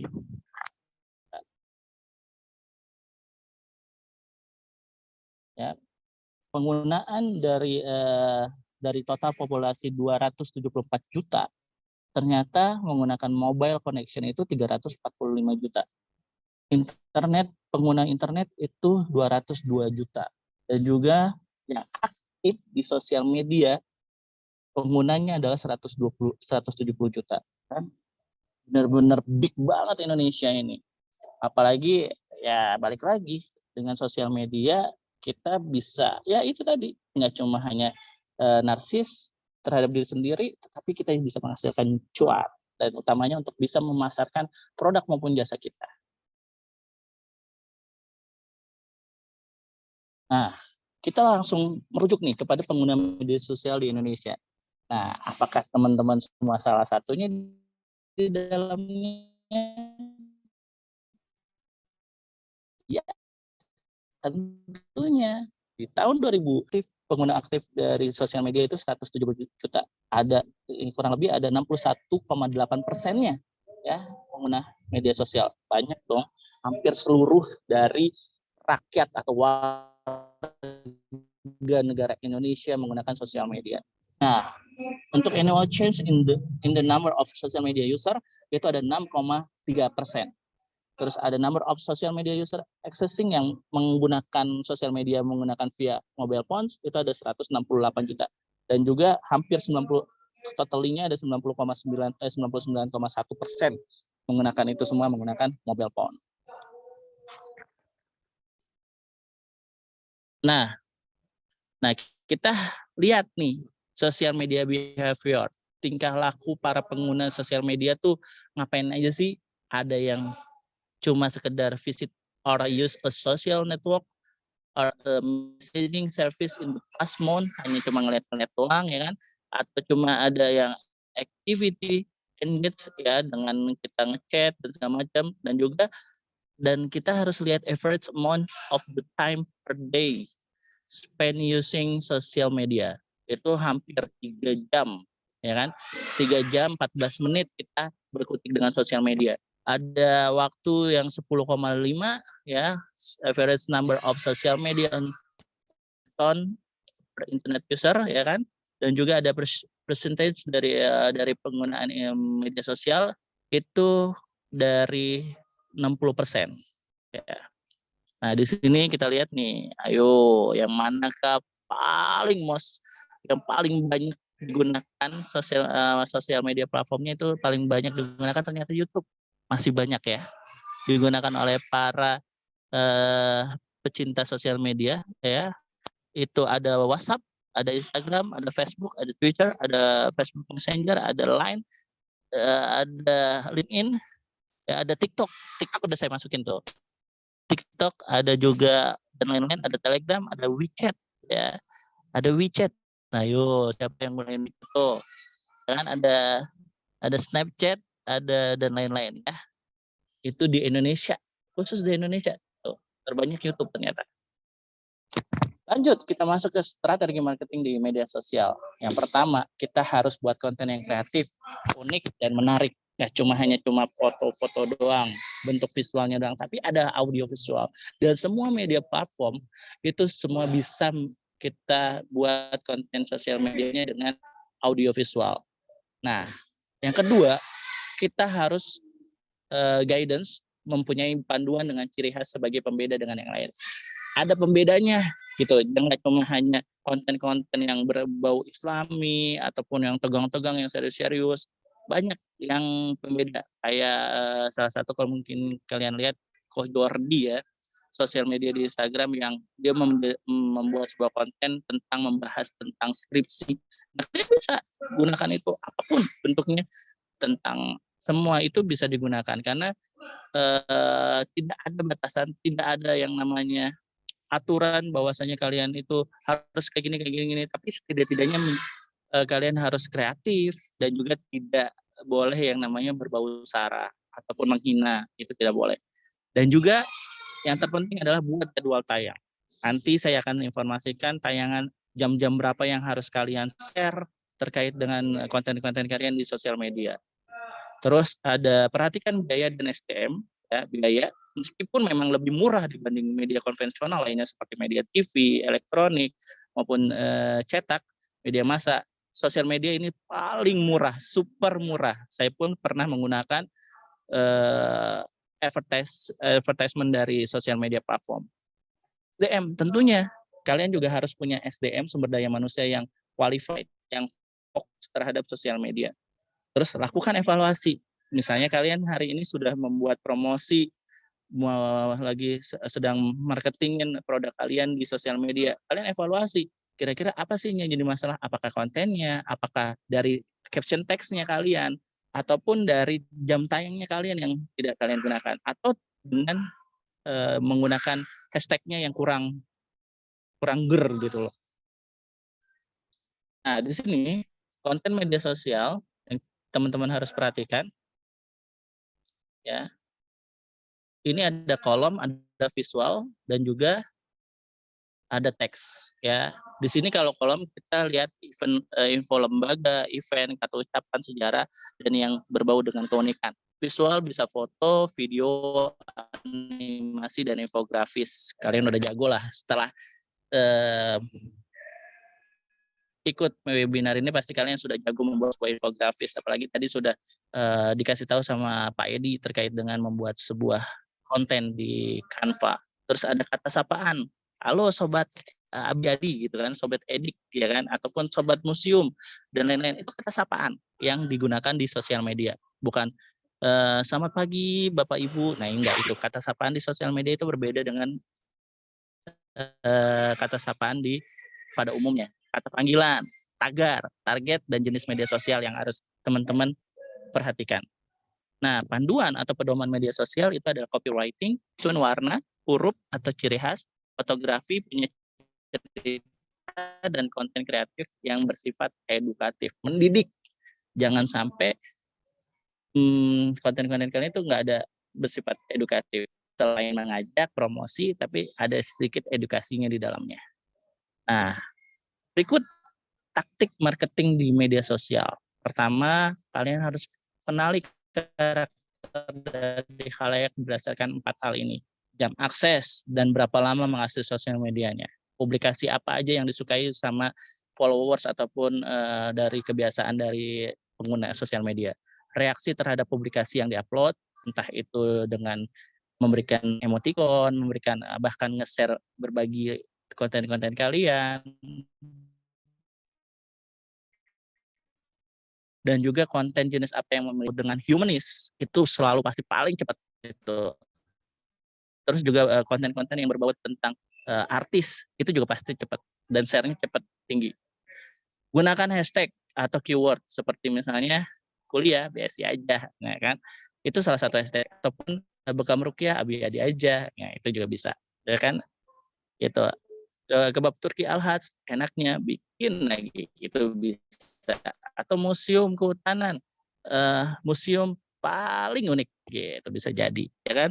Perhatikan waktu prime time setiap media sosial karena ada waktu-waktu yang kalian harus perhatikan dalam nge-share, berbagi sosial medianya seperti apa.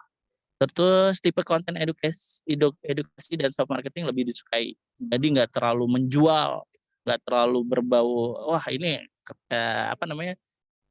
jualan banget nih gitu. Tapi kita ada sisipan-sisipan yang lebih soft marketing gitu. Terus ada promosi, ads, influencer, kita boleh menggunakan influencer boleh. Ya, influencernya yang entah itu diri kita sendiri ya, keluarga, untuk bantu promosi kita, marketing produk kita bisa itu. Manfaatkan testimoni. Kalau misalnya sudah ada testimoni, share tuh di sosial media konten-konten tentang testimoni dari produk maupun jasa kalian. Itulah yang bentuk dengan word of mouth yang tadi saya sampaikan. Karena dari situ orang akan melihat, wah ternyata bener loh produk ini bagus. Bahkan makanan kebabnya enak loh karena sudah ada testimoni. Dan juga museum benar-benar unik loh ternyata saat saya sudah mengunjungi di museum kehutanan, benar-benar nggak cuma hanya berkaitan dengan hutan aja, kan identik ya museum kehutanan berkaitan dengan hutan aja, enggak. Padahal di situ banyak banyak banyak banyak penghuninya, banyak isinya, nggak cuma hanya berkaitan dengan hutan aja. Terus berinteraksi secara online terutama di golden time, yakni 1 jam pertama saat konten dipublikasikan. 1 jam pertama, ya kan, 1 jam pertama yang harus teman-teman ingat itu. Nah, jadwal tayang ya, terkait dengan jadwal tayang sesuaikan dengan platform media sosial yang digunakan, entah itu Facebook, Twitter, YouTube, dan lain-lain. Sedikit tapi sering lebih efektif. Jangan terlalu sering setiap hari aja. Setiap hari kalian update status, ya isi di posting gitu.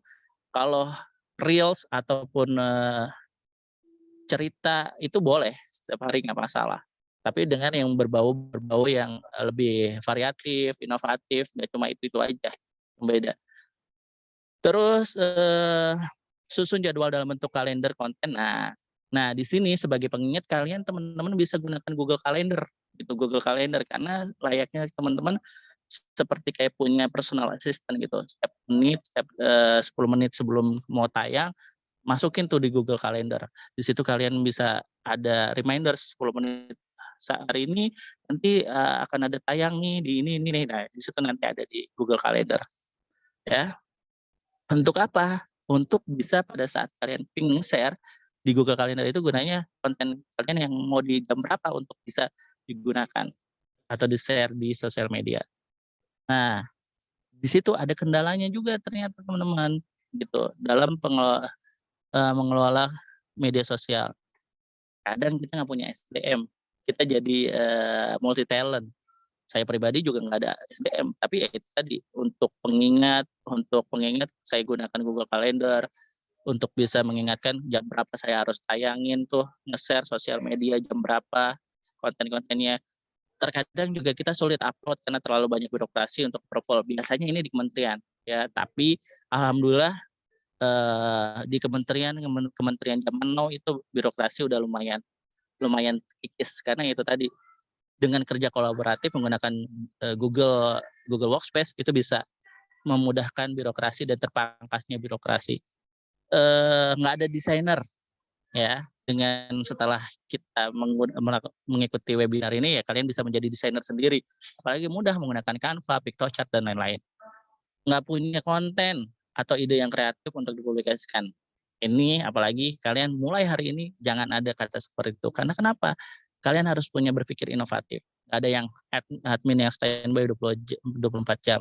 Ya kan? Karena kalian sendiri. Tapi upayakan dengan adanya Google Calendar, kalian bisa reminder jam berapa aja harus tayang dan segala macam. Dan media sosial masih dianggap sebagai media gratisan untuk promosi. Jangan salah gitu. Memang media gratisan tapi setidaknya lebih adaptif, lebih efektif, lebih efisien dengan menggunakan platform media massa pada umumnya. Nah, evaluasi yang harus dilakukan dalam menggunakan sosial media adalah hitung jumlah orang yang mengunjungi. Gampang. Setiap platform sosial media itu punya analitiknya. Baik itu Twitter, Facebook, Instagram, pun juga udah ada analitiknya. Atau kalian juga bisa gunakan Google Analytics ya untuk bisa lihat tuh seberapa besar dobrakan konten-konten kalian yang ada di akun sosial media kalian. Dan yang pasti kalian gunakan akun bisnis. Nah, makanya kayak Gmail kalian juga harus gunakan akun bisnis. Terus Instagram juga sama akun bisnis, Facebook juga sama, ya kan? Dan lain-lain. Pantau liputan media, parameter analisis evaluasi media sosial seperti engagement, seperti like, comment, share, repost, retweet, clicks, reaction, mention, follows. Ya.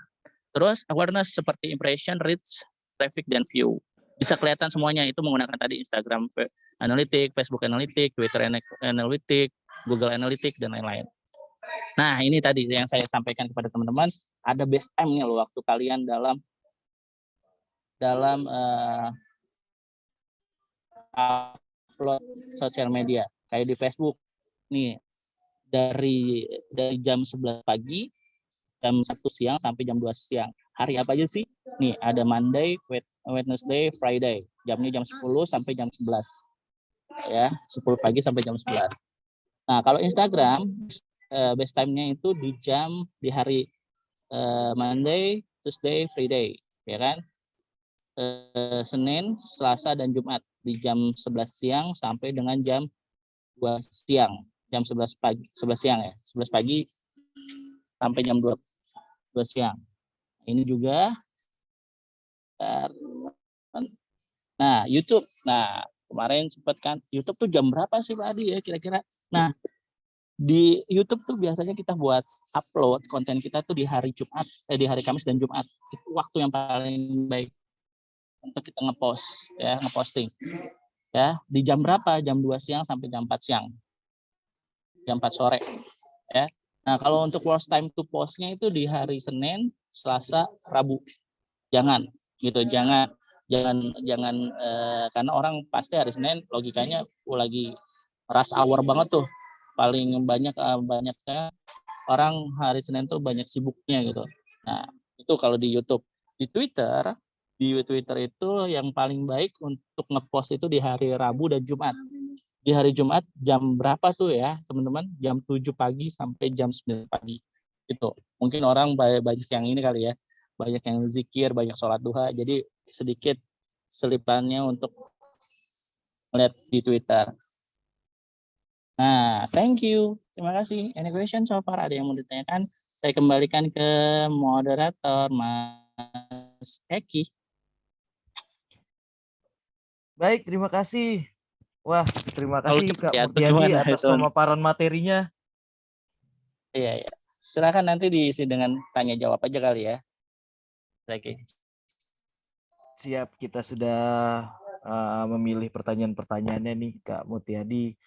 Jadi kalau bisa dibilang sosial media pun bisa bisa dimanfaatkan untuk memasarkan produk-produk ya, Kak. Dan iya, betul. Sosial media apalagi juga bisa menjadi senjata marketing seperti perumahan dan kedai-kedai kopi yang lagi happening sekarang gitu loh, Kak. Iya, benar. Menghasilkan cuan utamanya pastinya. Baik. Terima Siapa kasih sih sekali. Yang cuan? Mungkin Mas Eki juga pasti. Terima kasih sekali lagi Kak Murtiadi atas materi yang telah disampaikan. Adi aja. Oh, Kakak Adi ya? Kakak Adi ya? Adi. Kakak iya. Adi. Siap. Terima kasih Kakak Adi. Panggilan saya Adidas. Katanya. Apa tuh? Singkatannya kayak apa tuh Kak? Apa tuh Kak? Adidas itu singkatannya adalah ayah dan ibu doakan Adi selalu. Asik. Mantap. Baik, terima kasih Kakak Adi untuk menyampaikan materi yang tadi yang sangat bermanfaat. Semoga teman-teman yang lain sudah bisa mulai dari sekarang bisa memanfaatkan media sosial, terus memanfaatkan yang tadi pemateri pertama Kakak Edi juga desain-desain yang sangat baik. Semoga dari sini sudah bisa menjadi mungkin konten kreator atau desainer yang baik kali Kak. Oke, Amin, aku amin. amin, amin. Oke, aku langsung masuk ke pertanyaan ya. Aku bacain pertanyaannya aja deh langsung. Yang pertama nih untuk Kakak Edi. Pertanyaan dari Muhammad Tamlika, Palembang. Bagaimana cara mengembangkan ide? Terkadang kita mendesain kehabisan ide. Adakah situs atau referensi dalam mengembangkan desain kita? Aku langsung aja Kak ya, 2 pertanyaan ya Kak. Langsung pertanyaan yang kedua. Yang kedua dari Nazwa Yanindo. Kenapa struktur desain menentukan efektivitas komunikasi yang disampaikan? Baik, boleh langsung dijawab oleh Kakak Edi. Oke, thank you Mas Eki. Terima kasih juga untuk para penanya ya. Jadi yang pertama, bagaimana cara mengembangkan ide. Terkadang kita mendesain kehabisan ide. Nah, oke. Ya, kalau dalam mendesain itu artinya kan kita harus juga melihat realitas yang ada di sekitar kita juga untuk memahami bahwa pengembangan ide ini nanti akan bisa dikembangkan ke arah mana. Misalkan kita lihat fenomena yang terjadi sekarang, ya bisa nanti yang lagi viral misalnya, kan sering banget tuh di beberapa media promosi gitu ya, baik itu nanti melalui audiovisual maupun visual saja gitu atau cetak, dikait-kaitan gitu kan, artinya yang lagi viral apa nih? Oh, coba deh mengaitkan dengan konteks itu, kemudian nanti kita bikin visualnya seperti apa. Makanya kan berkembang juga beberapa budaya kita ya, artinya ada budaya meme dan sebagainya gitu kan. Nah, itu bukti bahwa sebenarnya kalau kita mau melihat realitas atau fenomena yang terjadi sekarang, itu juga bisa menjadikan insight buat kita sebagai ide menuangkan ke dalam sebuah visual.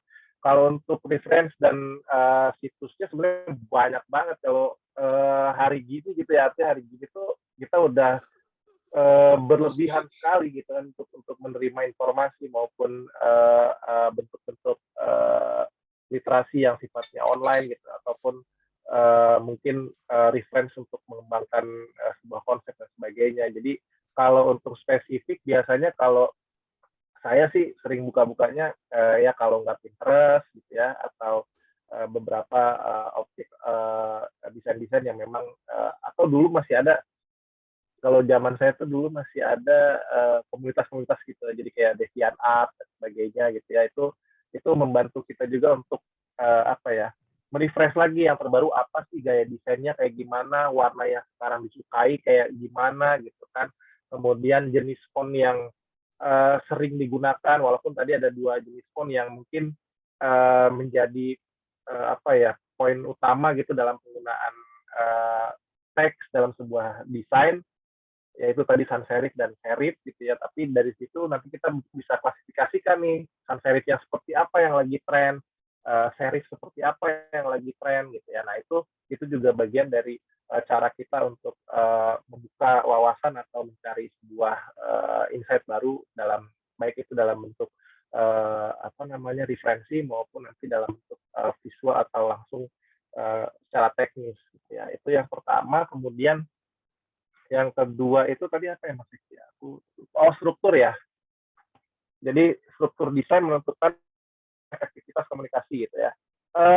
Kenapa itu bisa menjadi efektif gitu ya? Ketika kita sudah melihat bahwa kemudian informasi yang ingin kita sampaikan itu poinnya di sini gitu, maka kita perlu membuat struktur desainnya seperti apa yang enak gitu ya. Misalkan kita ingin menyampaikan sebuah acara kegiatan ini nih, misalnya webinar pengabdian masyarakat yang diselenggarakan oleh Museum Kehutanan.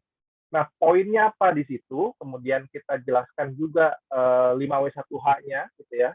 Pesan yang pengen disampaikan dalam acara ini apa? Kemudian siapa narasumbernya? Kemudian acaranya itu berlangsung berapa lama? Apakah di situ ada hal-hal yang menarik yang harus kita sampaikan sebagai poin atau informasi yang menjadi apa namanya, ajakan gitu ya, atau suggestion ke pembaca atau audiens yang melihat pesan tersebut gitu. Karena ketika struktur itu ada yang atau poin-poin tersebut itu tidak dibuat secara jelas gitu, maka ada informasi yang terpotong. Bahkan kita kadang cuma melihat satu poin saja, tapi sisanya kita apa namanya, nggak memperhatikan itu secara utuh gitu. Itu kan sering banget kita ngambil gitu. Nah, makanya poin dalam sebuah struktur desain itu penting. Kenapa? Karena ya bagaimana cara kita menyampaikan informasi yang jelas, padat, tapi nggak rame gitu ya. Nah, beberapa konten kreator tuh sudah apa ya, atau beberapa perusahaan tuh sudah membuat beberapa ini ya cara gitu ya, artinya kalau memang terlihat wah ini kayaknya informasinya banyak banget nih yang pengen disampaikan, nah maka yang dibuat dalam desainnya itu hanya bentuk informasi yang penting, selebihnya itu bisa kita taruh di link description atau caption pada beberapa informasi yang ini. Jadi secara visual tetap enak dilihat, poin pentingnya jelas, kelihatan gitu ya, jelas apa yang mau disampaikan, tapi untuk penjelasannya juga kita dapatkan melalui penjelasan di link description atau caption dalam informasi tersebut. Mungkin itu Mas Eki dan teman-teman, semoga menjawab ya. Baik, terima kasih Kakak Edi atas jawabannya dari teman-teman kita yang sangat antusias ini, yang kalau saya pilihin satu-satu mungkin nggak cukup 1 jam Kak untuk menjawab Kak. Sangat banyak sekali ini yang bertanya. Keren. Aduh, keren sih. Baik, peserta, aku mau mengingatkan lagi kembali untuk persensi dan isi survei yang sudah tertutup banyak di kolom komentar karena saking banyaknya antusias sekali untuk bertanya kepada kedua pemateri kita ini, yang memang benar yang satu jago desain, yang satu untuk sosial media ahlinya. Sudah kita tidak ragukan lagi untuk bertanya kepada kedua kedua pemateri ini. Untuk pertanyaan kedua, aku langsung untuk Kakak Adi. Kakak Adi, ada pertanyaan ini Apa dari tuh? dari Teddy Handro. Aha. Ada Kenapa? 3 pertanyaan. Sebenarnya ini Wih. mungkin 1 pertanyaan sih Kak. Kalau saya lihat ya, kalau saya baca ini dia bagaimana cara membuat konten pemasaran yang menarik pelanggan. Pertimbangan memilih untuk menggunakan YouTube, search engine, TikTok, IG dan lain-lain dalam kondisi budget marketing yang sangat terbatas. Itu dari Teddy Sandro. Aku lanjutin yang kedua, izin dari Denandra Yanindo. Bagaimana cara mendapat laporan berbasis digital analik dengan akurat?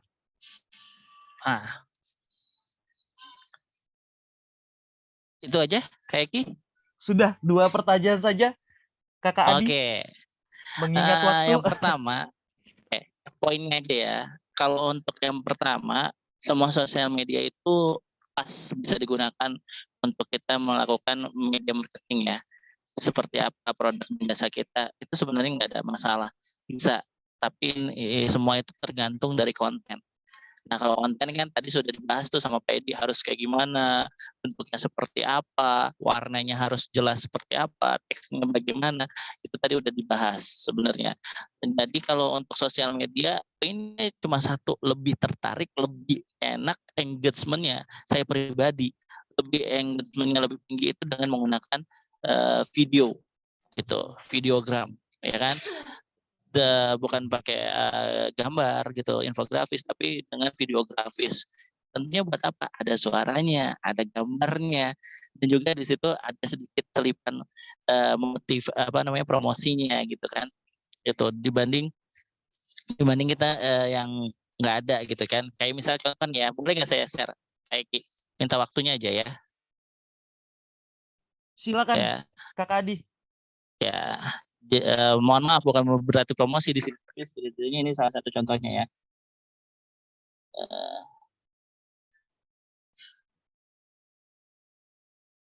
Gampang dan mudah kita membuat sebuah konten di sosial media, misalnya nih ya.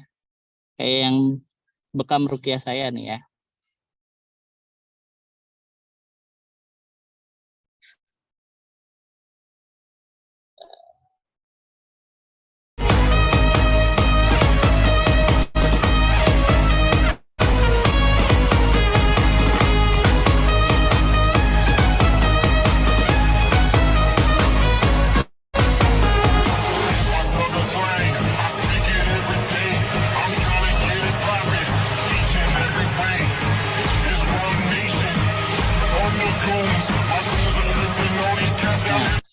Itu salah satu contoh kita membuat sebuah konten saya gunain membuat videonya ini dengan Instagram itu. Ini kalau misalnya yang bekam rukiah saya. Kalau tentang yang kebab Turki ini saya buat. Kenapa aku ngiklan berkali-kali setiap hari? Karena siapa tahu kemarin hatimu tidak tertarik, hari ini langsung terpesona. If you're gonna treat me right, I'll take you to heaven every night. But God forbid you leave me by myself, I'll take you to hell, take you to hell. Ada lagi, contohnya yang ini. Ini yang kalau saya jadi pembicara, saya udah buat juga. Come check this.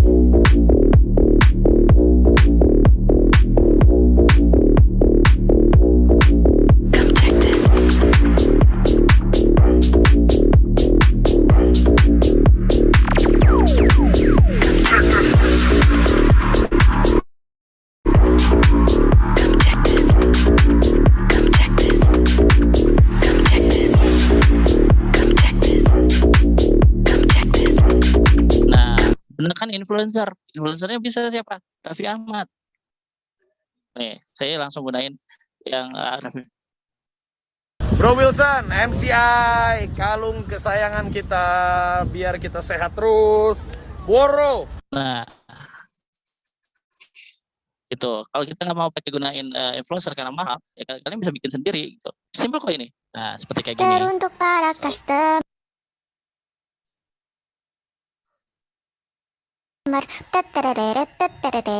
Jangan katakan mahal, jangan katakan nanti, langsung di order aja, gak usah pakai nawar, mintanya ini. Nah, itu kayak Ki. Jadi contohnya seperti itu. Jadi kita bisa buat mau gunakan Canva, bahkan di setiap sosial media platform kita bisa buat konten-konten, dan itu lebih dobrakannya, engagementnya itu lebih besar dibanding kita hanya cuma dengan gambar.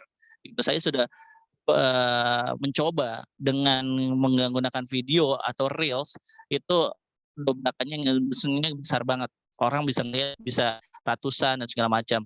Nah, itu bagaimana dengan menggunakannya? Itu tadi ada Google Analytics, ada Instagram Analytics, ada Twitter Analytics, YouTube Analytics, setiap platform di sosial media itu sudah punya Analytics. Itu free, gratis, nggak bayar. Gitu. Kalau misalnya mau lebih explore lagi bisa menggunakan yang berlangganan, ya, atau nanti bisa menghubungi ke saya juga untuk bisa mau tahu bagaimana lebih besarnya. Tapi yang berbayar. Tapi kalau yang gratisan bisa kelihatan berapa jumlahnya, orang yang like, komen, sama share, itu ada di semua sosial media platform, ada analitiknya. Begitu. Mungkin udah bisa menjawab poin-poinnya, Kaiki, dari dua pertanyaan dan dua penanya tersebut, Kaiki. Baik Kak Adi, terima kasih. Wah, sudah tidak terasa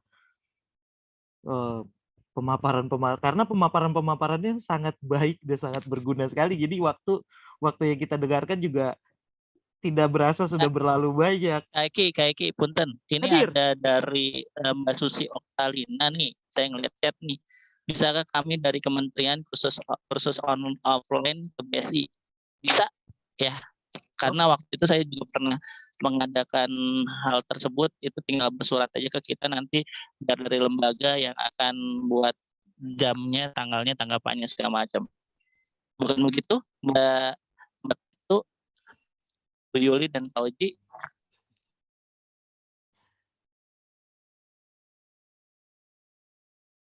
Gitu, karena ada pertanyaan nih dari Mbak Susi Oktalina. terkait dengan misalkan kami dari kementerian khusus langsung offline ke BSI. Gitu. Eki, saya kembalikan. Iya. Siap, insya Allah kita akan bantu komunikasikan ya Bu Susi ke teman-teman BSI. Baik, terima kasih. Aku lanjutkan. Teman-teman semua yang menghadiri webinar hari ini, pertanyaan-pertanyaan sudah terjawab. Apa artinya? Maka telah berakhir pula sesi pemaparan materi pada webinar siang hari ini. Sekali lagi saya mengucapkan terima kasih kepada pemateri dan peserta yang sudah bertanya. Dan mungkin bagi peserta yang masih memiliki pertanyaan, boleh langsung nih DM ke kontak pribadi masing-masing pemateri kita, Kak Edi dan Kak Adi. Bukan begitu, Kak? Kalau misalnya ada peserta-peserta yang pingin belajar lebih lanjut gitu, Kak. Siap, bisa. Itu udah saya share Kak Eki nomor handphonenya, bisa di WhatsApp. Baik. Atau bisa Oke, bisa follow ke Instagram saya juga. Baik. Oke, karena sesi pemaparan materi telah berakhir, langsung aja aku kembalikan ke MC untuk melanjutkan rangkaian acara selanjutnya. Silakan Kak Kavina. Oke, terima kasih Kak Eki. Baik, teman-teman semuanya. Sebelum acara berakhir, kami sampaikan terlebih dahulu beberapa pengumuman sebagai berikut ya. Jadi, para peserta webinar diharapkan diingatkan kembali untuk mengisi link presensi dan survei layanan dari Pusdatin yang di-share di kolom chat maupun di grup WhatsApp koordinasi webinar ini. Nah, kemudian para peserta yang penanya terpilih, tadi ya ada 4 penanya terpilih, diharapkan untuk mengirimkan nama, alamat, juga nomor telepon pada DM Instagram di Museum Kehutanan, di @museumkehutanan, atau melalui admin di WA Group ya. Nah, kami menanti pula kunjungan dari Bapak dan Ibu dan para generasi muda yang hadir pada saat hari ini pada laman medsos kami. Jadi di medsos kami di Instagram @museumkehutanan dan @pusdatin_klhk, juga kunjungan secara langsung di Museum Kehutanan Gedung Manggala Wana Bakti Blok 6 pada hari Senin sampai Jumat pukul 9 sampai dengan 15 WIB. Ditunggu kehadirannya Bapak Ibu. Selanjutnya, mari sebelum kita menutup sesi penutupan, kita foto bersama terlebih dahulu. Kami mohon Bapak, Ibu, dosen, dan peserta webinar lainnya untuk mengaktifkan video dan memberi senyum termanis ya untuk kami capture. Baik, dibuka dulu kameranya. Ya, untuk slide pertama, 1, 2, 3. Slide kedua, 1, 2, 3.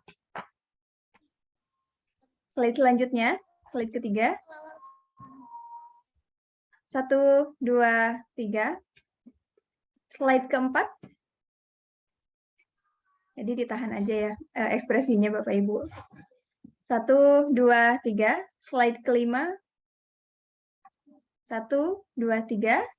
Dan slide terakhir, slide ke-6. 1, 2, 3. Ya. Baik Bapak Ibu, terima kasih atas partisipasinya. Demikianlah keseluruhan rangkaian kegiatan webinar Pengabdian Masyarakat telah selesai dan kami ucapkan terima kasih kepada Universitas Bina Sarana Informatika, para narasumber, moderator, panitia, dan para peserta yang hadir atas kerjasamanya sehingga acara ini dapat berlangsung dengan baik. Saya, Siti Jahidavina, selaku MC mengucapkan terima kasih, jaga kesehatan, dan sampai jumpa lagi di program publik Museum Kehutanan selanjutnya. Selamat siang, boleh untuk meninggalkan room meeting ini. Wassalamualaikum warahmatullahi wabarakatuh. Waalaikumsalam warahmatullahi wabarakatuh. Terima kasih semuanya. Sampai ketemu secara maya maupun tatap muka. Terima kasih ya Pak Edi, Kakak Adi. Pak Terima kasih Kakak. Sama-sama, Makasih Ibu. panitia, makasih panitia. Masker. Bu Vanessa, Selamat berakhir pekan Bu semuanya. Selvi. Terima kasih Bu Yuli, Mbak Yuli. Ya, Sabar. salam sukses. Ada Pak Heri. Terima kasih. Ya. Mbak Yuli, terima kasih. Sangat Sama-sama. bermanfaat lagi. Hai, Ya. Mama Eva, apa kabar? Makasih Bu Baik. sudah hadir. Iya, sama-sama Mbak Yuli. Kan lagi Iya. hobi juga nih lah. Aku lagi hobi juga di medsos. Ah, Jadi pas ah, pas Bu banget Maira dong. ini mantan kepala Museum Basuki Abdullah dari Wow. Kemendikbudristek. Alhamdulillah beliau mampir ke ke webinar. Basuki Abdullah Iya. Tahu yang ya, di Bapak ya? yang di Fatahillah ya? Yang di apa namanya? Yang di Cipete, Cipete. Jakarta Saya Selatan. pernah buat FGD di situ. Oh ya, tahun berapa Pak? Tahun pas lagi udah lama sih pas apa namanya jalan layang dibuat tuh. Nah itu tuh Pak ada Mutiadi. Wawan Timlo, temen kita di situ. Wawan Timlo. Masih nggak Wawan Timlo? Ya kadang kita hire juga sih bikin apa film animasi beliau. Nah, Iya. iya. Nanti kontak saya aja Bu, atau enggak boleh kita komunikasi lebih lanjut? Nggak apa-apa Bu Yuli ya? Ya. Saya udah pensiun Pak. Oh, udah pensiun. Dulu Beliau sekarang menjadi ini, asesor ya. untuk permusiuman. Pak Agus ya kalau nggak salah ya? Oh, asesor. Iya. Keren. Tadi juga Ini ada waktu yang kosong juga medsos seneng lah lagi bikin dikit gitu. luar Oh biasa. itu kalau memang. sosial media, Mm, sosial media gampang pakai itu aja tadi yang saya share itu gunain Iya. Instagram gitu. Iya, Musiknya, kontennya, udah kita siapin aja udah masuk, udah jadi. Iya, Dan masih engagementnya ini lebih tinggi aja, dibanding masih natural aja saya Pak Mutiadi, masih natural aja, belum dipoles-poles belum. Biar punya ciri dulu saya gitu loh. Biar punya ciri dulu gitu. Boleh dibantu Kak Adi. betul. Ya, makasih Pak Edi. Bisa. Iya. Ada yang nonton kadang juga 2.000. Saya lihat wah banyak juga yang nonton nih gitu. Kadang ada 200, Biasanya 300. kalau wanita kalau Saya live tentang pameran. streaming itu cepet. Pameran lukisan. Pameran. Mau ngobrol sama senimannya gitu, sama yang punya acara gitu. Konsep Iya, memang lukisannya lebih apa begitu. Itu kan makna yang tersembunyi dalam sebuah karya seni itu kan luar biasa gitu. Kenapa sih dia bisa menciptakan karya seni yang seperti ini? Apa terinspirasinya gitu loh, Pak Mutiadi. betul Bu. Iya, Setuju betul, saya. Lebih interaktif, lebih banyak engagementnya biasanya. Betul. Tinggal ngolah lagi sih, motong video tuh gimana itu yang belum saya pelajari. Bisa cuman di handphone. aja sih. luar biasa Bu Maeva, aktif sekali. Bisa di handphone kok Bu, itu gampang nge-capting. Siap. Makasih. Di handphone. Yudi, luar Ya, di biasa handphone bisa narasumbernya. Aku kalau saranin untuk sih, cutting-cutting. mungkin materi ini diperdalam lagi Mbak Yuli dengan konten yang lebih gerung lagi gimana sih gitu. Mungkin karena ini lagi booming gitu. Iya, betul. Siap Bu, nanti kita bikin semester berikutnya Bu. Teman-teman dosen di sini ya Luar biasa. Saya acungin jempol buat Mbak Yuli dan teman-teman Museum Kehutanan gitu. Mau peduli Terima kasih, Bu. Terima kasih. dengan generasi muda kita yang lagi semangat-semangatnya nih gitu loh Mbak. Oke, sampai jumpa nanti ya. Terima kasih Bu Maeva. Terima kasih Bu. Ya. Sehat-sehat Ibu. Ya. Izin live. Ya, silakan Bu. Iya. Iya. Terima kasih Kak Adi, terima kasih. Materi-materi Alhamdulillah mantap. berjalan lancar ya. Terima kasih semua. Alhamdulillah. Iya dong. Harus kita berjalan lancar. Boleh Kak Adi kalau